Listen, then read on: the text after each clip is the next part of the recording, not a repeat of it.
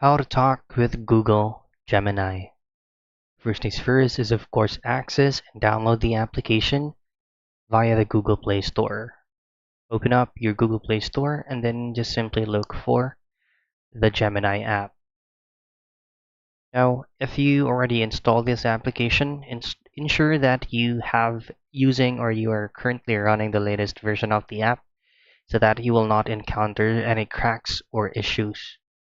Now just head straight and open the application, and whatever comes in your mind that you need assistance with, just simply type in here, or if you would like to use your voice as automatically be prompt on your screen, then simply use this microphone icon right here. Tap on that and allow everything to use microphone on your mobile phone so that you can talk, and it will automatically prompt under these box right here. And that's basically it. That's how you get intact or talked with Google Gemini.